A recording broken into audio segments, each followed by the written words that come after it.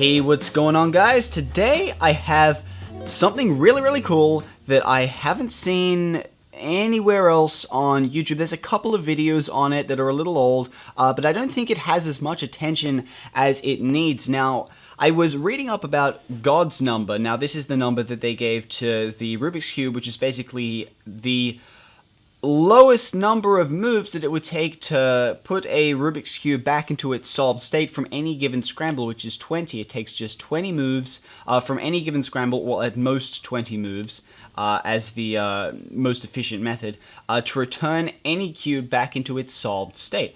Now, I found this to be very interesting, but of course, it does take more moves than that to return a cube back into its solved state because we use algorithms, and those algorithms have a set number of moves. So usually it would be like... well, actually, I don't know how many moves it would take on average. If someone can let me know what that is, let me know in the comment section below. I'd really be interested in hearing about that. But I also found, after doing a little bit of digging, that it turns out these same people that figured out that it takes 20 moves to bring a Rubik's Cube back into its solved state from any given scramble, they also found an algorithm that can be applied to the Rubik's Cube on any angle, on any orientation of any scramble that will have the cube pass through its solved state. They have some statistics. Apparently, it's not always the case. It might be like 75% of the time. But the cube will pass through its solved state whilst completing this algorithm. So here's the algorithm here. I actually wrote it down. So I had to put a grid there so I could actually follow it because it was kind of getting jumbled up.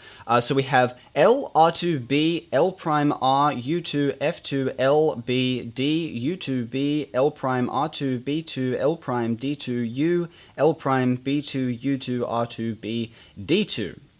Long algorithm, 25 steps long, but this algorithm, if applied to any scrambled cube on any axis or any orientation, it will turn the cube back into its solved state. So let's give it a try. So I got a cube here. I'm just going to give it a scramble because I don't have a scrambler here right now. And I think that should be good enough. Alright, so let's just give this a try and see where it ends up. Okay, so let's try the algorithm. So let's do L, R2, B, L prime, R, U2, F2, L, B, D, U2, B, L prime, R2, B2, L prime, D2, U, L prime, B2, U2, R2, B, D2. And there you have it, back into its solved state, which I think is rather interesting. I've been messing around with this all night, and I was pretty surprised to see that it actually works. That's actually a very rare case where you get right to the end of the algorithm. Usually, it will pass through its solved state at any given point on this algorithm, so you could probably get like 9 or 10 steps in. Usually, it's around 14, 15 that the puzzle will be solved. Just to prove that this works, I'm going to do it again. So let's just do another scramble here. You can try this at home. You can try this at home right now. If you have a Rubik's Cube, then you can give this a try yourself. If it's already scrambled, then you can follow along with me and give this a try. So let's just do a load of scrambling here.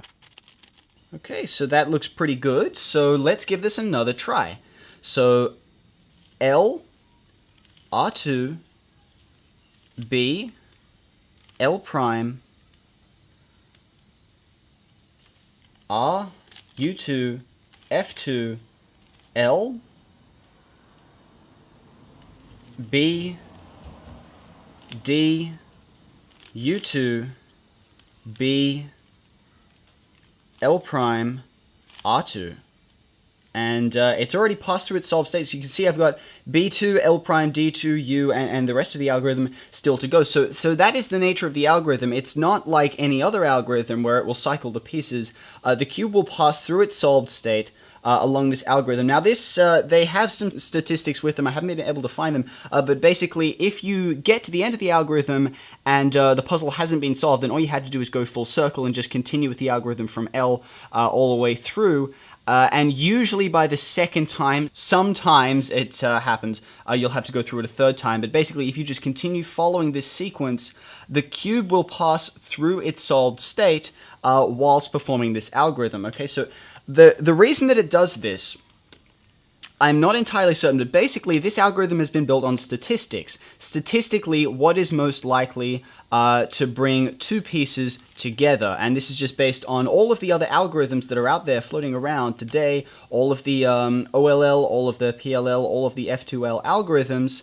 They all come together, and statistically, with this sequence of notations, you are more likely to get a, to bring just a couple of pieces together, so it will bring 2 or 4 pieces together.